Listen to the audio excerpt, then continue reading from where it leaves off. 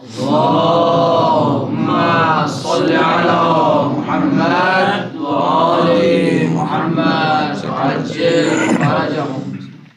اعوذ باللہ من الشیطان الرجیم. بسم اللہ الرحمن الرحیم.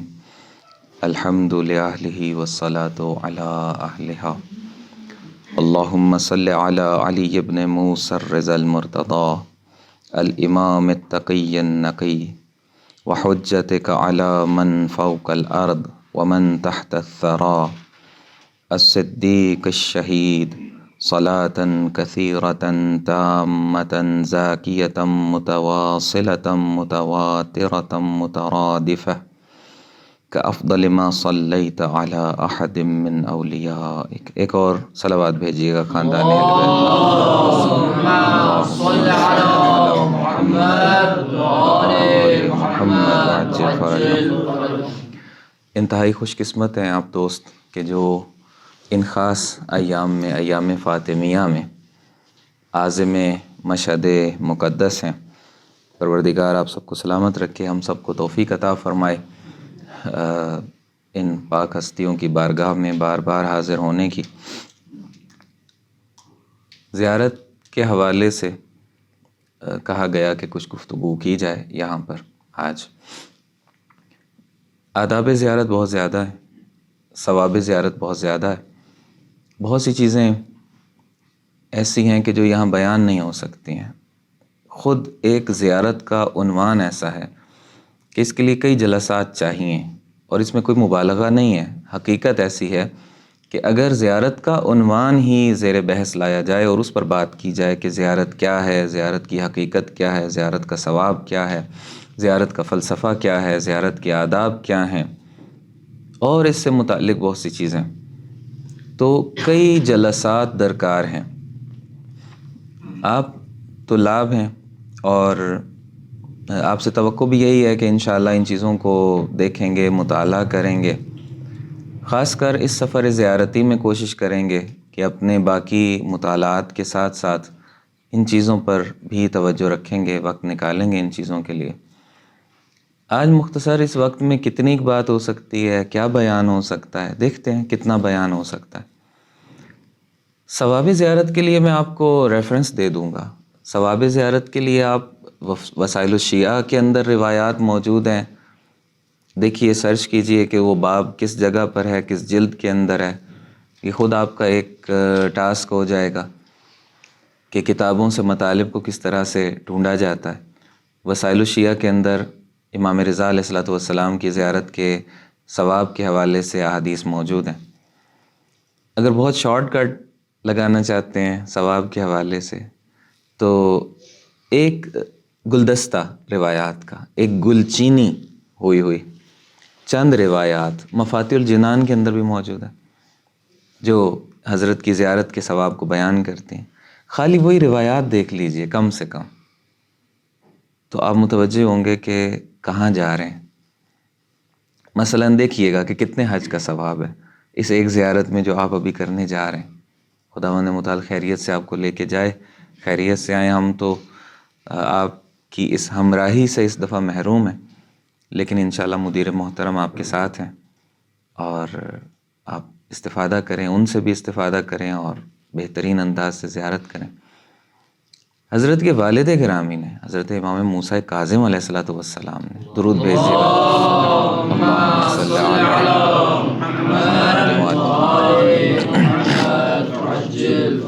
کیا بیان کیا ہے زیارت کے بارے کہ میرے فرزند علی ابن موسیٰ کی زیارت کا ثواب کتنے حج کے برابر ہے. اس پوچھنے والے نے پوچھا اچھا اتنے حج؟ فرمایا نہیں اتنے، یعنی 70 اگر پہلے بیان کیے تھے تو پھر کر دیا 7000 مثلا.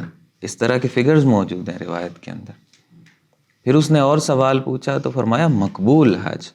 پھر فرمایا کہ سارے حج تو مقبول نہیں ہوتے ہیں. انسان حج کر کے آ جائے، اتنا خرچ کرے، اتنا سفر کرے، کیا پتہ قبول ہے بھی یا نہیں ہے، لیکن یہ زیارت مقبول حج کے ثواب کے برابر ہے.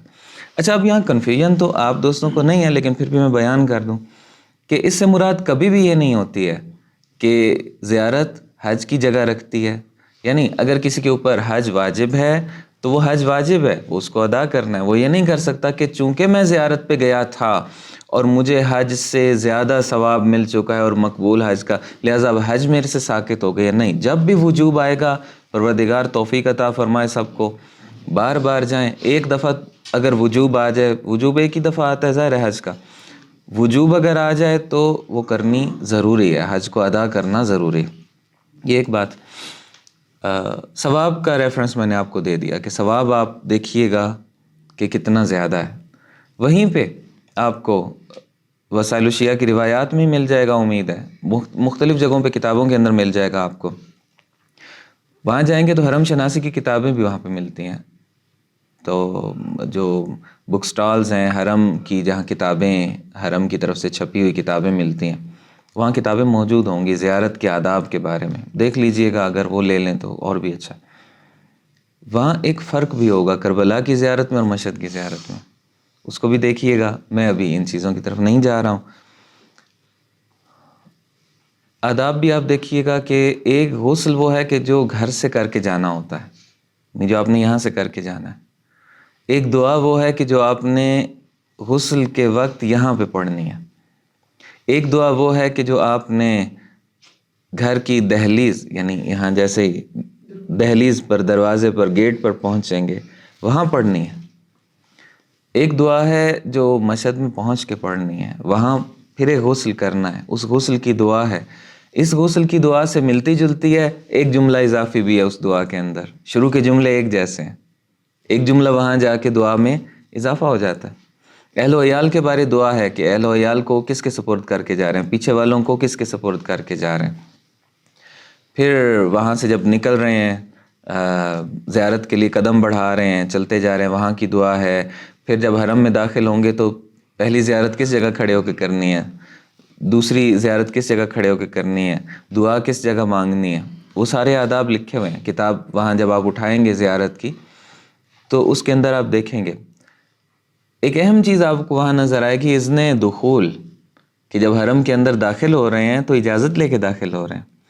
اجازت کس گھر سے لی جاتی ہے؟ جہاں کوئی رہتا ہے اس گھر میں اجازت لے کے داخل ہوتے ہیں. کس سے اجازت لے رہے ہیں؟ دیکھیے گا کس کس سے اجازت لے رہے ہیں. امام رضا علیہ السلام کی زیارت کرنے کے لیے جا رہے ہیں، اجازت رسول اللہ صلی اللہ علیہ وآلہ وسلم سے لے رہے ہیں. توجہ فرمائیے گا، وہاں پہ اس اذن دخول کو پڑھیے گا. اللہم انی اعتقد حرمت صاحب هذا المشهد فی غیبتہ کما اعتقدها فی حضرتہ، کہ میں عقیدہ رکھتا ہوں، اعتقاد رکھتا ہوں صاحب هذا المشهد، یعنی اس زیارت گاہ کے جو صاحب ہیں، جو یہاں پہ مدفون ہیں، میرے 8ویں امام علیہ الصلوۃ والسلام، جس طرح سے وہ حاضر تھے، وہ زندہ تھے، اس وقت ان کی حرمت کا عقیدہ رکھتا تھا. ان کی شہادت کے بعد کہ جب اب ظاہری طور پہ ہم سے اوجھل ہو گئے، اسی طریقے سے عقیدہ رکھتا ہوں. پتہ کیسے چلے گا کہ مجھے اجازت مل گئی ہے؟ باللذیذ مناجات ہیں، مناجات کی لذت اگر مجھے آنے لگ گئی ہے تو یہ ایک انڈیکیٹر ہے، یہ ایک علامت ہے کہ آپ نے مجھے یہاں اندر آنے کی اجازت دے دی ہے. یعنی اس کا مطلب کیا ہے؟ زیارات کیفیات سے متعلق ایک چیز ہے، زیارات ایک قلبی رابطے سے متعلق چیز ہے. زیارت صرف ظاہری طور پہ ایک چیز نہیں ہے کہ ہم گئے، زہری کا بوسہ لیا، وہاں گریا کیا، واپس آ گئے. نہیں، یہ گریا خود ایک قلبی ارتباط کی علامت ہے. اذن دخول سے معاملہ، اذن دخول تو بہت وہاں جا کے پڑھیں گے، یہیں سے بات شروع ہو جاتی ہے. اچھا، اب میں جو وقت ہمارے پاس مختصر ہے، چند جگہوں پہ چند جملوں کی طرف اشارہ کروں گا جو ان پورے زیارت ناموں کے اندر آتے ہیں. ہمارے ہاں ایک افسوس سے کہنا پڑتا ہے، ایک بات کہنی پڑتی ہے کہ زیادہ توجہ ان چیزوں کی طرف نہیں ہوتی ہے. بہت عقیدت سے زائرین آتے ہیں یہاں کم المقدسہ کے اندر یا مشہد مقدس میں. زیارت کا معیار کیا ہے ہم لوگوں کے نزدیک، یا ایک بڑی تعداد ہے زائرین کی ان کے نزدیک؟ ہم لوگ یہ سمجھ لیتے ہیں کہ ہم نے زہری کا بوسہ لے لیا تو ہماری زیارت ہے. اگر ہم زہری کا بوسہ لینے سے محروم رہ گئے، رش زیادہ تھا، تو ہماری شاید زیارت نہیں ہوئی ہے یا قبولیت نہیں ہوئی ہے. بوسہ لینا بہت عظیم مقام رکھتا ہے، اس میں کوئی شک نہیں ہے. لیکن اس کے ساتھ اور چیزیں بھی ہیں، وہ قلبی رابطہ ہے، وہ توجہ ہے۔ آپ دیکھ لیجئے، میں چلے ان جملوں کو پڑھنے سے پہلے ایک چیز کی طرف توجہ آپ کی دلواتا ہوں۔ ماشاءاللہ آپ کربلا گئے زیارت امام حسین علیہ السلام کے لیے، اور وہ بھی 40 کے موقع پر۔ تمام ائمہ کی ذوات اطہر کے لیے ایک صلوات بھیجیے گا۔ اللہم صل علی محمد وآل محمد وعجل فرجہم۔ آپ نے دیکھا روایات کے اندر کہ ایک ایک قدم پہ ایک ایک گناہ معاف ہو رہا ہے، ایک ایک قدم پہ ایک ایک نیکی لکھی جا رہی ہے۔ وہیں پہ آپ نے ایک اور روایت دیکھی کہ جس میں ایک ہی قدم ہے لیکن نیکیوں کی تعداد میں اضافہ ہے، گناہ مٹنے کی تعداد میں اضافہ ہے۔ وہیں پہ آپ نے ایک اور روایت دیکھی کہ جس میں آپ نے دیکھا کہ گناہ مٹنے کی تعداد میں اور اضافہ ہو گیا، نیکیوں کی تعداد میں اور اضافہ ہو گیا۔ ایک دفعہ ایک قدم پہ ایک نیکی مل رہی ہے، ایک دفعہ ایک قدم پہ 70 نیکیاں مل رہی ہیں، ایک دفعہ ایک قدم پہ ایک حج کا ثواب مل رہا ہے، مقبول حج کا، اور دوسرے قدم پہ مقبول عمرے کا ثواب مل رہا ہے۔ یہ فرق کیوں آ رہا ہے؟ قدم تو وہی قدم ہے، وہی قدم ہے، ایک دفعہ ایک نیکی، ایک دفعہ ایک حج، ایک عمرہ، 70 نیکیاں، پتہ نہیں کیا کیا کچھ۔ وہاں کیا بیان کیا جاتا ہے کہ فرق کس چیز کا ہے؟ معرفت کا فرق ہے۔ کس معرفت سے جا رہے ہیں؟ اب جتنی معرفت بڑھاتے جائیں گے، پہلے ایک نیکی کا ثواب مل رہا تھا، معرفت بڑھائیں گے 70 نیکیاں ہو جائیں گی، معرفت بڑھائیں گے حج پہ بات جا پہنچے گی۔ یہ یہاں بھی ہے ایک نقطہ جو بہت اہم ہے، جو بہت کلیدی ہے، جو چابی ہے اس پورے سفر زیارت کی، وہ ہے عارفم بحق ہی، آپ کے حق کی معرفت رکھتے ہوئے میں زیارت کرنے کے لیے آ رہا ہوں۔ اور جو ان ہستیوں کے حق کی معرفت رکھتے ہوئے زیارت کی جاتی ہے، ان کے لیے یہ سارے ثواب ہیں۔ معرفت کے بغیر والی زیارت کے لیے یہ ثواب بیان نہیں کیے گئے اس طرح کے۔ دیتے ہوں گے، ملتا ہوگا یقیناً کم معرفت لوگوں کو بھی، لیکن بالآخر معرفت کے ساتھ جوڑا گیا باتوں کو، پروردگار کی عبادت کو معرفت کے ساتھ جوڑا گیا۔ آپ دوست جو یہاں تھے، 2 مرتبہ یہاں پہ جو محرم میں گفتگو رہی، سینئر دوست تو 1 مرتبہ تھے اور 1 مرتبہ نہیں تھے، اس میں بھی یہی عنوان زیر بحث رہا تھا۔ بس معرفت کے ساتھ جوڑا گیا پروردگار کی عبادت کو بھی، ائمہ اطہار علیہ السلام کی زیارت کو بھی۔ کلیدی نقطہ، شاہ کلید ہے اس پورے سفر کی، سفر زیارت کی، ادب زیارت۔ سب سے بڑا جو آداب زیارت میں سے شاید ہوگا وہ معرفت ہے، عارفم بحق ہی۔ اب معرفت کو آپ بڑی لمبی چوڑی تفصیل ہے، ایک لفظ کے اندر اگر بہت ہی خلاصہ سادہ کرنا چاہیں عارفم بحق ہی کا، تو واجب الاطاعت امام ماننا، بہت ہی اگر خلاصہ کریں یا بہت ہی اس کو شارٹ کریں یا سادہ کریں، تو واجب الاطاعت امام مان کے ان کی زیارت کرنے کے لیے جا رہے ہیں۔ یہ معرفت کیا کرے گی؟ ایک ایک قدم پہ انسان کو بتائے گی، یاد کروائے گی، میں جدھر جا رہا ہوں میں نے ان کی اطاعت بھی کرنی ہوتی ہے، میں نے ان کی بات بھی ماننی ہوتی ہے۔ پوری دنیا مسلمان صدیوں سے قرآن پڑھ رہے ہیں، اگر یہی سارے مسلمان جو قرآن پڑھ رہے ہیں قرآن کی بات مانتے بھی صحیح، تو آج مسلم معاشرہ کہاں پہنچتا؟ لوگ تقلید کرتے مسلم معاشرے کی، لوگ اس سویلائزیشن کو اپناتے کہ اچھا یہ قرآنی معاشرہ ہوتا ہے، ہمیں اسی کی ضرورت تھی۔ ہم جو صدیوں سے اندھیروں میں بھٹک رہے تھے اور تلاش کر رہے تھے کہ ہماری زندگی بن جائے، ہماری زندگی میں سکون آ جائے، عدل و انصاف مل جائے، ہمیں فلاں مل جائے، فلاں مل جائے، فلاں مل جائے، آسائشیں آ جائیں، سہولیات آ جائیں، آسانیاں آ جائیں، حتیٰ مادی آسانیاں بھی، وہ ہوتی اگر قرآن پڑھنے والے قرآن پر عمل بھی کر رہے ہوتے۔ یہ زیارت کی جانب بڑھنے والا ایک ایک قدم ہمیں جب بتائے گا کہ ہم نے معرفت والی زیارت کرنی، اور معرفت کون سی ہے؟ عارفم بحق ہی کیا ہے؟ ان کو واجب الاطاعت امام ماننا ہے۔ قدم قدم پہ یاد دہانی ہو رہی ہوگی کہ ہمیں جو عقیدت ہم ان ہستیوں کے ساتھ رکھتے ہیں، ان ہستیوں کی اطاعت بھی کرنی ہے، ان ہستیوں کی بارگاہ میں جھکنا ہے، ان کے فرمان کے آگے جھکنا ہے، ان کی خواہش کے آگے ہمیں سر تسلیم خم کرنا۔ اچھا، یہ باتیں کہاں سے اخذ ہوتی ہیں؟ یہ بہت سی جگہوں سے اخذ ہوتی ہیں۔ اب میں چند جملے تبرکاً جو کہ آپ انشاءاللہ تفصیل سے جب زیارت نامے پڑھیں گے، وہ جو افسوس کی بات میں کر رہا تھا اور بات کہاں سے کہاں تک آ گئی، وہ یہی ہے کہ ہم لوگ زری کا بوسہ دینے کو ہی سمجھ لیتے ہیں، جبکہ ساتھ ساتھ ہمیں زیارت نامے کے اندر غور کرنا چاہیے۔ زیارت نامے میں جملے کیا بول رہے ہیں ہم لوگ، اس کا معنی کیا بنتا ہے، اس کا ترجمہ کیا بنتا ہے، ہم کس طرح سے بات کر رہے ہیں امام علیہ السلام سے، اس میں مفاہیم کیا بیان کیے گئے ہیں۔ زیارت نامے کا فرق ہے حدیث کے ساتھ، زیارت نامے کا فرق ہے ان فرامین کے ساتھ جو عام پبلک سے بات کی ہے معصومین علیہ السلام نے۔ یہ معصومین علیہ السلام نے ہمیں عام آدمی سے بات کرنے کا طریقہ نہیں سکھایا، خود امام معصوم سے بات کرنے کا طریقہ سکھایا ہے۔ عام آدمی سے بات کرنا اس کے لیول پہ ہوتا ہے، امام معصوم سے بات کرنا ان کی سطح پہ ہوتا ہے۔ البتہ ہماری سطح کا بھی خیال رکھا گیا ہوگا بیچ میں کہ ہم جو بات کریں اپنی سطح پہ ہی کریں گے۔ مثلا آپ یہاں سے جب نکلیں گے، جانے سے پہلے غسل کریں گے اور اس میں دعا کیا مانگیں گے؟ اللہم طہرنی و طہر لی قلبی۔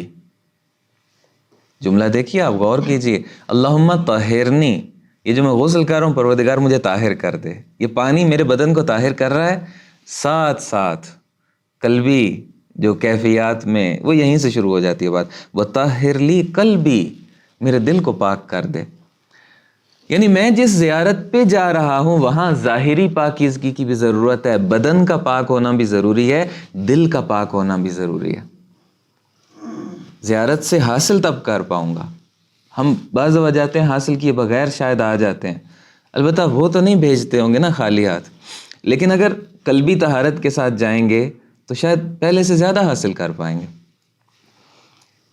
وَاشْرَحْ لِي صَدْرِي، پروردگار میں جس سفر پہ جا رہا ہوں بڑے دل کی ضرورت ہے، وہاں پہ شرح صدر کی ضرورت ہے، وہاں جہاں میں نے ارتباط قائم کرنا ہے، جس سینے نے وہاں جا کے رابطہ قائم کرنا ہے، جس سینے کے اندر دل عشق امام میں دھڑکنا ہے، اس سینے میں جتنی وسعت ہوگی اتنی زیارت کی کیفیت الگ ہوگی۔ وَأَجْرِ عَلَى لِسَانِ مِدْحَتَكَ وَمَحَبَّتَكَ، زبان پر مدحت خدا، زبان پر ذکر خدا رہے میرا اس پورے سفر کے اندر۔ بس ہم جا تو رہے تھے امامت کی طرف، آغاز سفر میں ہی امامت ہی نے ہمیں توحید سے جوڑ دیا، یعنی ہم توحید کی طرف جا رہے ہیں۔ امامت توحید کی امپلیمنٹیشن کا نام ہے کائنات کے اندر، یہ ان جملوں سے ہمیں اخذ ہوتی ہیں یہ چیزیں اور سمجھ میں آتی ہیں۔ اچھا، روانگی جب ہو رہی ہے، نکل رہے ہیں تو کیا کہہ رہے ہیں؟ اللہم الیک توجہت، رخ مشہد کی طرف ہے، کہہ رہے ہیں پروردگار میرا رخ تیری طرف ہے۔ سمجھیں ان باتوں کو ہم لوگ، اللہم الیک توجہت، پروردگار میں امام کی طرف جا رہا ہوں تو مجھے پتہ ہے کہ امام تیرے نمائندے ہیں، میں در حقیقت تیری طرف جا رہا ہوں۔ امام اپنے تک روک نہیں لیں گے، امام ہاتھ پکڑ کے تیرے تک پہنچا دیں گے مجھے۔ اللہم الیک توجہت و الیک قصدت، میرا یہ قصد و ارادہ، میری منزل پروردگار تیری ذات ہے، تیری طرف آ رہا ہوں۔ وما عندک اردت، جو کچھ تیرے پاس ہے میں اس کا ارادہ کر کے آ رہا ہوں۔ سفر توحید ہے، یعنی امامت توحید کا تسلسل ہے، توحید ہی ہے۔ گھر کی دہلیز پر جب پہنچیں گے تو کہیں گے الیک وجہت وجہی، پروردگار میں نے اپنا رخ تیری طرف کر لیا۔ وعلیک خلفت اہلی ومالی وما خولتنی، اپنے اہل اور مال کو تیری طرف تیرے سپرد کر دیا۔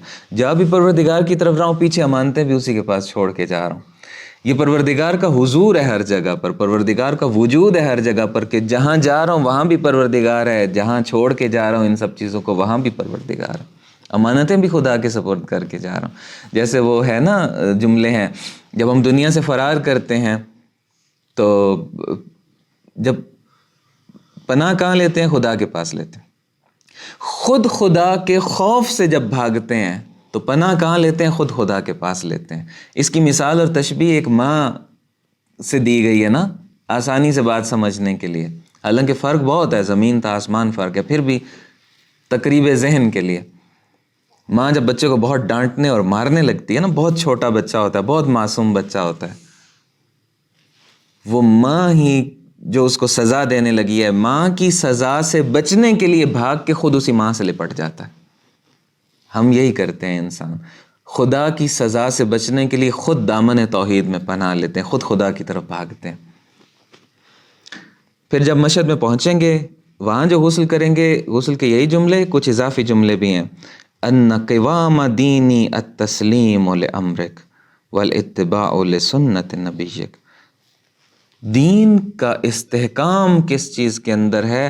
اوامر الہیہ کے سامنے تسلیم ہو جانے میں۔ اب غسل کر رہے ہیں زیارت پہ جانے کے لیے، وہی طہارت ظاہری اور طہارت باطنی مانگ رہے ہیں، ساتھ کیا کر رہے ہیں کہ پروردگار میں اپنے دین کے استحکام کے لیے جو اس سفر میں جا رہا ہوں، مجھے پتہ ہے میرے دین کا استحکام تیری اطاعت کے اندر ہے۔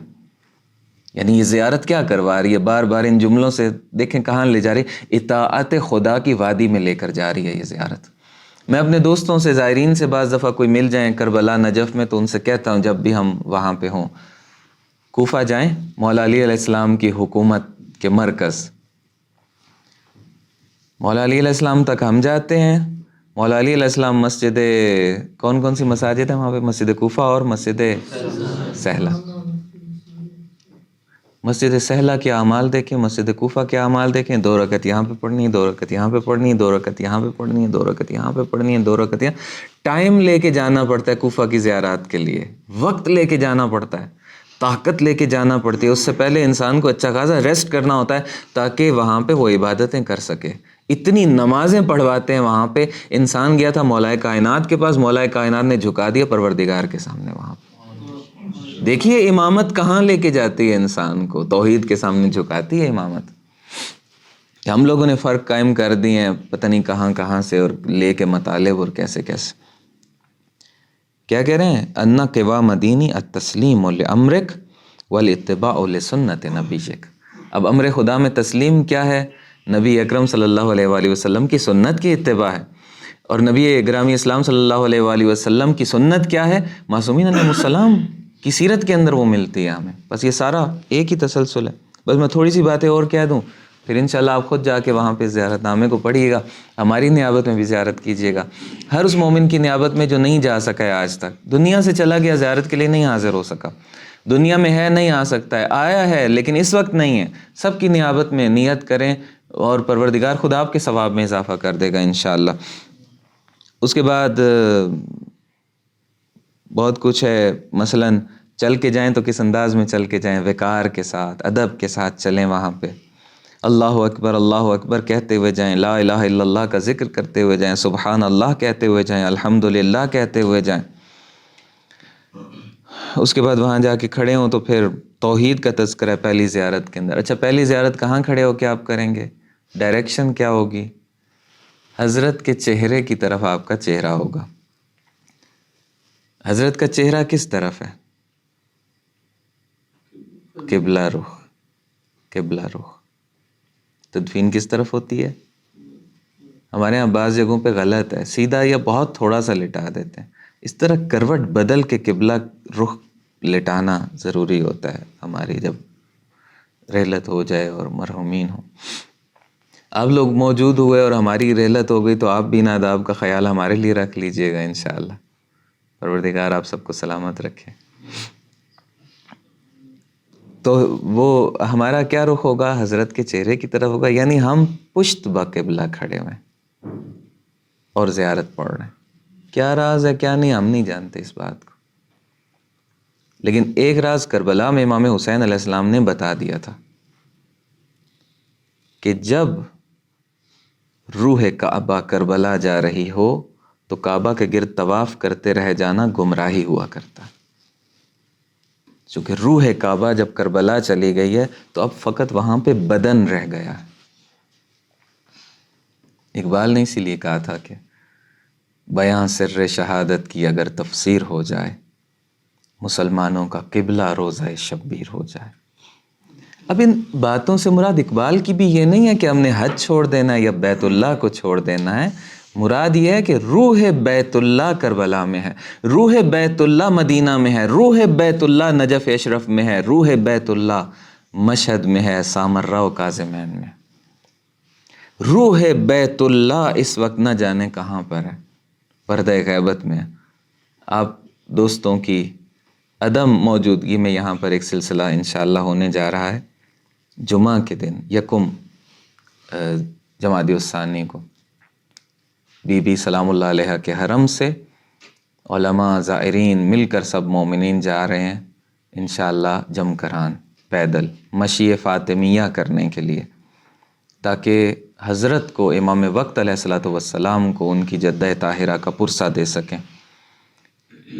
اور یہ عجیب ارتباط ہے جناب سیدہ سلام اللہ علیہ کا امام زمانہ علیہ الصلوۃ والسلام کے ساتھ۔ وہ آگ جو در جناب سیدہ سلام اللہ علیہ پر لائی گئی اور اس دہلیز کو جلایا گیا اور اس حرمت کو پامال کیا گیا، وہ سلسلہ پھر رکا نہیں ہے۔ کربلا میں اسی آگ نے خیمہ حسینی کو جلا دیا۔ کاظم جو کبھی آگ مدینے میں لگی تھی، کربل میں وہی آگ لگاتی ہیں ہوائیں، اور اس آگ میں آج تک آپ کے اور ہمارے دل جل رہے ہیں، کیونکہ امام وقت موجود نہیں۔ سخت مشکلات میں جب گھرتا ہے نا انسان، تو اس وقت چاہتا ہے کہ کاش امام سے ہمارا رابطہ ممکن ہوتا، ہم ان کی بات سن سکتے، پتہ ہوتا کہاں ہیں، ان کے پاس جا سکتے، اپنی مشکل ان کو بتا سکتے، ان سے رہنمائی لے سکتے۔ کتنا سخت ہے کہ امام ہیں، ہم ان کے پاس نہیں جا سکتے۔ اس غیبت کی وجوہات میں سے ایک بڑی وجہ وہ ڈائیورشن تھی جو تاریخ کے اندر لگائی گئی تھی اور لوگوں کو امامت سے ڈائیورٹ کر دیا گیا تھا۔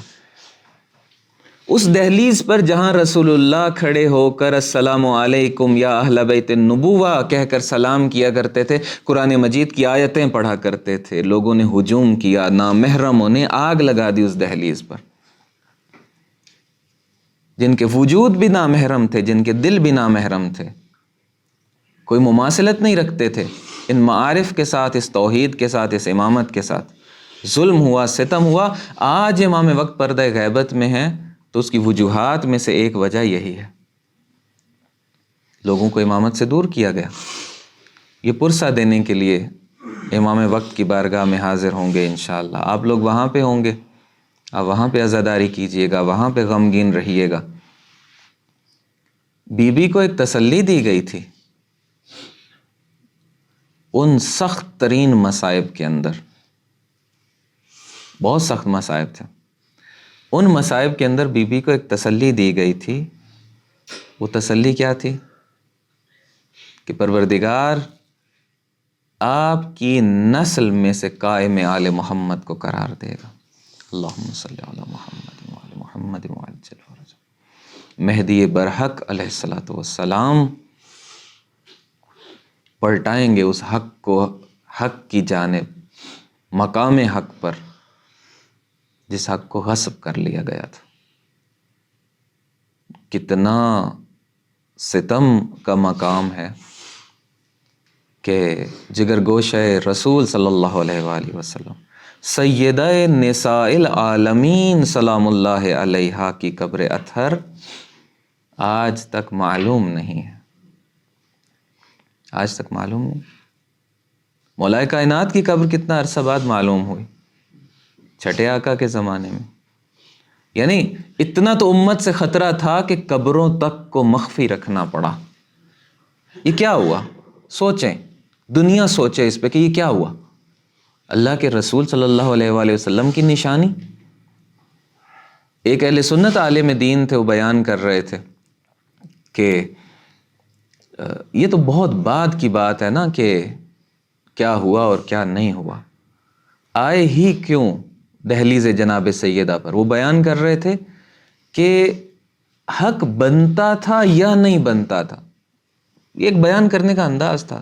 جب بنتا نہیں تھا تو جناب سیدہ مانگ ہی نہیں سکتی تھی، کائنات کی سچائیوں کا مرکز، اور اس چیز کا تقاضا کریں جو ان کا حق نہیں بنتا، یہ کیسے ہو سکتا ہے؟ لیکن فرض کریں، وہ کہتے فرض کریں حق نہیں بھی بنتا تھا، اللہ کے رسول صلی اللہ علیہ وآلہ وسلم جنہوں نے ہدایت دی تھی اور بھٹکتی ہوئی انسانیت کو نجات دی تھی، ان کی حرمت کا اتنا پاس تو رکھنا تھا کہ نہیں بھی بنتا تھا تو دے دیتے۔ پروردگار توفیق عطا فرمائے ہمیں کہ معرفت کے ساتھ زیارت کریں۔ کچھ باتیں ایسی ہیں کہ جو بیان نہیں ہو سکتی ہیں زیادہ آسانی سے۔ میں ایک مطلب آخر میں بیان کر رہا تھا کہ جو پہلی زیارت جہاں کھڑے ہو کے کریں گے، ہم پشت بقبلہ ہیں، چہرہ امامت کی طرف ہے۔ کیا راز ہے کیا نہیں، میں نہیں جانتا اس بات کو، اب پتہ نہیں یہاں بیان کرنا ٹھیک ہے یا نہیں ہے، ریکارڈنگ بھی ہو رہی ہے، لیکن میں نے ایک کتاب میں پڑھا ہے کچھ واقعات کو، اور ایک معتبر شخصیت کی لکھی ہوئی کتاب ہے، درجہ اجتہاد پر پہنچی ہوئی شخصیت کی لکھی ہوئی کتاب ہے. اس میں واقعات بیان کرتے ہیں. وہ کہتے ہیں پروردگار کے نزدیک دیکھیں پروردگار کی اپنے نمائندے کی اہمیت کیا ہے. پروردگار کے نزدیک اس چیز کو ذرا درک کیجئے گا اور اس معرفت کے ساتھ مشہد جائیے گا. سرداب کے اندر گئے، کربلا کے اندر کچھ لوگ، پرانی بات ہے، تعمیر نو ہو رہی تھی، قبور بوسیدہ ہو چکی تھیں. پتہ چلا کہ کچھ قبریں کھل چکی ہیں اور اندر سے جو مرحومین ہیں ان کے بدن عیاں ہیں.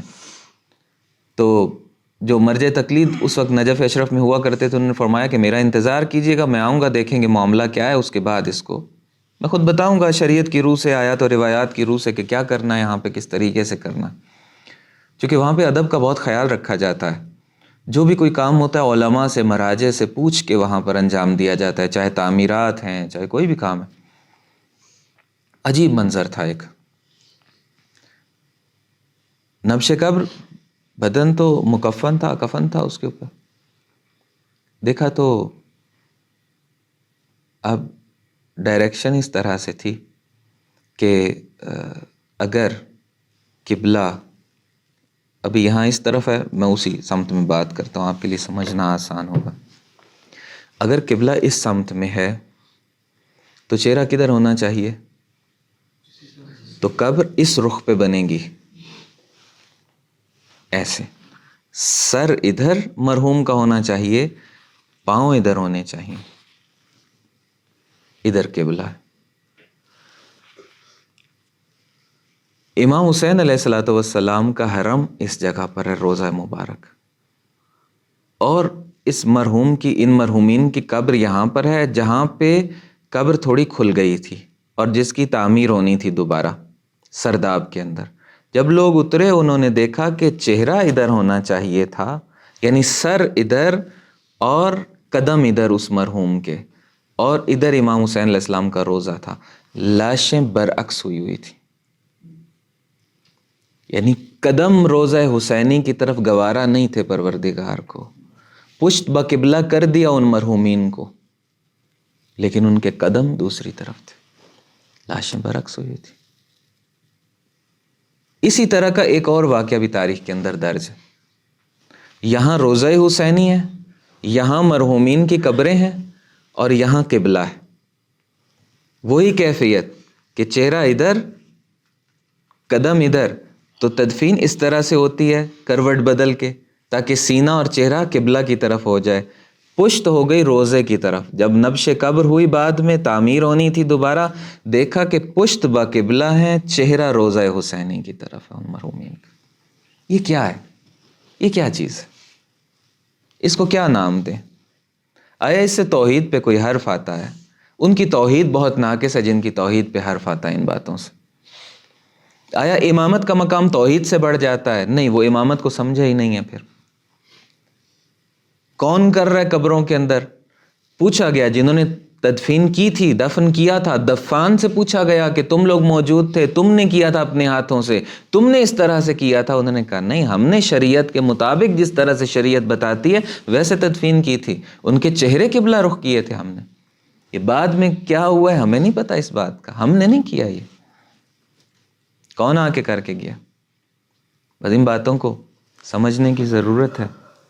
اور میں اب تفصیل میں نہیں جاتا ہوں، لیکن خواہش آپ سے یہ ہوگی کہ ان دعاؤں کا ترجمہ ضرور پڑھیے گا. اس زیارت کا آغاز جو روبہ ذریح اطہر کریں گے آپ، کہاں سے کریں گے؟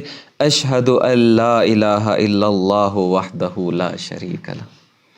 زیارت امام ہے، آغاز کلمہ توحید سے ہو رہا ہے. اس کے بعد اشہد ان محمدً عبدہ ورسولہ. صلوات بھیجیے گا حضرت کے ذات.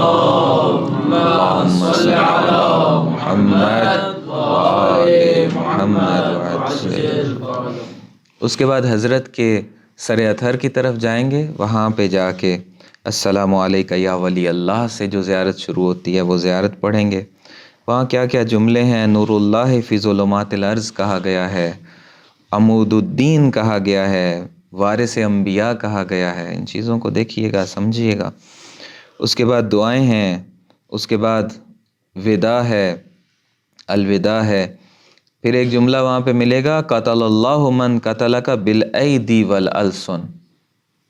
خدا نابود کرے ان لوگوں کو کہ اے آقا جنہوں نے اپنے ہاتھوں سے آپ کو شہید کیا، جنہوں نے اپنی زبانوں سے آپ کو شہید کیا. اب ہاتھوں سے تو شہادت سمجھ میں آتی ہے، تلوار پکڑ کے یا ان ہاتھوں سے زہر دے کے. زبانوں سے شہادت کیسے ہے؟ لکھا ہوا ہے یہاں پہ قتلک بالایدی والالسن، زبانوں سے شہید کیا.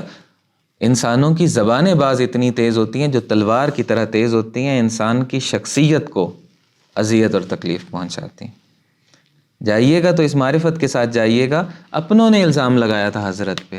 کیا الزام لگایا تھا؟ ناموس پہ الزام لگایا تھا کہ نعوذ باللہ نعوذ باللہ، امام محمد تقی علیہ الصلوۃ والسلام جو ہیں یہ حضرت کے فرزند نہیں، اللہ یعوذ باللہ. یعنی امامت نے کیا کیا اذیتیں دیکھی ہیں، کیا کیا تکلیفیں اٹھائیں، اور یہ اپنوں نے الزام لگایا، رشتہ داروں نے یہ الزام لگایا تھا. باہر والوں کی مصائب تو الگ ہیں. اس معرفت سے جائیے گا، دیکھیے گا کتنے لوگ کربلا جاتے ہیں، زیدی کربلا جاتے ہیں، لیکن بعد کے ائمہ کو نہیں مانتے ہیں. اسماعیلی اور بوہرے کربلا جاتے ہیں، بعد کے ائمہ کو نہیں مانتے ہیں. شیش امامی کربلا جاتے ہیں، واقفی کربلا جاتے ہوں گے شاید، بعد کے ائمہ کو نہیں مانتے ہیں. لیکن جو امام رضا علیہ السلام تک آ گیا، اس کا مطلب ہے بہت خالص انسان ہے. خلوص پرکھنا ہو تو وہ زیارت امام رضا علیہ السلام سے پرکھا جاتا ہے. کربلا میں عیسائی بھی آتے ہیں، کربلا میں شیش امامی بھی آتے ہیں، کربلا میں زیدی بھی آتے ہیں، اثنا عشری مشہد جاتے ہیں. دیکھیے گا فرق. روایات کے اندر بھی بعض چیزیں آپ کو ملیں گی انشاءاللہ. بس یہ باتیں بہت زیادہ ہیں اور ہمارے اندر یہ جرأت اور یہ طاقت نہیں ہے کہ ہم ان باتوں کو سمجھ سکیں یا بیان کر سکیں. بس توفیق چاہیے کہ وہ خود ہمارے دلوں کے اندر یہ نور ڈال دیں تاکہ ہم سمجھ سکیں ان باتوں کو. ظرفیت چاہیے، حوصلہ چاہیے ان باتوں کو سمجھنے کے لیے. جو علماء مدفون ہیں وہاں ان کی قبروں پر بھی جائیے گا. بعض علماء کہتے ہیں کہ کیا ہمیں حضرت سے یہ کہنا چاہیے کہ حضرت آپ ہمیں یہ چیز عطا کر دیجئے، یا یہ کہنا چاہیے کہ حضرت آپ ہمیں خدا سے لے کر عطا کر دیجئے. ویسے تو ہمیں پتہ ہے کہ اذن خدا سے اور وہیں سے ہی لے کر دیتے ہیں. جملوں کی بات ہو رہی ہے نا کہ ہم نے بیان کس طرح کرنا ہے، کہیں کوئی مسئلہ تو نہیں ہے. تو ایک مجتہد تھے، مرجع تھے، فقیہ تھے، ان سے ہی سوال کیا گیا.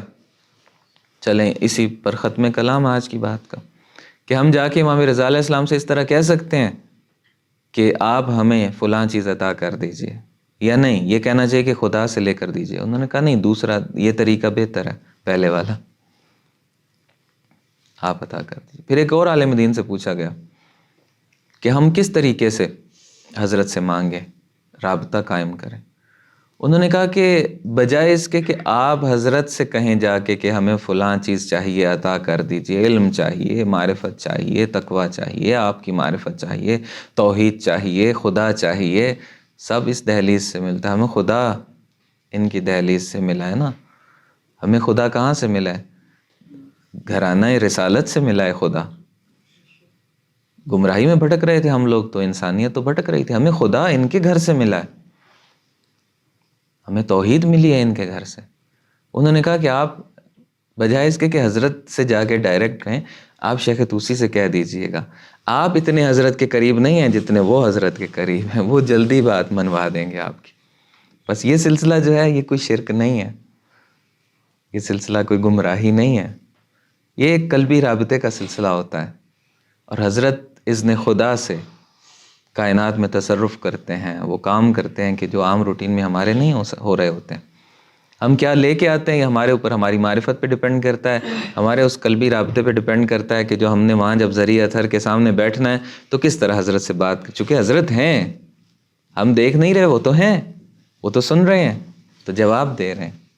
ہماری کیفیات بتائیں گے کہ جواب آ گیا یا نہیں آیا. جواب آئے گا تو وہ اثر کرے گا، وہ دل کو پگھلائے گا. دل پگھلے گا تو آنسو جاری ہوں گے، دل دھڑکے گا، کیفیت بدلے گی. وہ کیفیت بتائے گی کہ جواب آ رہے ہیں، ہمیں سلاموں کے جواب آ رہے ہیں. دعاؤں کی قبولیت کا اشارہ دیا جا رہا ہے کہ ٹھیک ہے، آپ کا ہمیں پتہ ہے آپ آئے ہوئے ہیں، آپ کی بات بھی ہم سن رہے ہیں اور آپ لوگوں کے مسائل حل بھی ہوں گے۔ علم مانگے، معرفت مانگے، تقوی مانگیں، رزق مانگے، مادی رزق، معنوی رزق، سب ان سے مانگیں۔ پروردگار نے بانٹنے کے دروازے یہاں پہ رکھے، تقسیم کرتے ہیں۔ ہم لوگ نہیں لے پاتے، بعض دفعہ وہ معرفت کی کمی کی وجہ سے ہوتا ہے۔ کتنی دفعہ ایسا ہوا ہے جسمانی بیماری سے شفا وہاں پہ ملی ہے اور مشکلات وہاں پہ حل ہوئی ہیں، ہم نے خود محسوس کیا اپنے وجود سے، آپ نے بھی محسوس کیا ہوگا۔ انشاءاللہ کہ خالی جھولیاں ہم جاتے ہیں لیکن جھولیاں بھر کے وہاں سے آئیں گے اور آتے ہیں۔ اپنی دعاؤں کی قبولیت کے لیے، اس سفر کی سلامتی کے لیے، خیر و برکت کے لیے، امام عصر علیہ السلام کو ہدیہ کرنے کے لیے، امام رضا علیہ السلام کو ہدیہ کرنے کے لیے، تمام معصومین علیہ السلام کو ہدیہ کرنے کے لیے ایک بلند صلوات بھیجیے گا۔ اللہم صل علی محمد و آل محمد وعجل فرجہ۔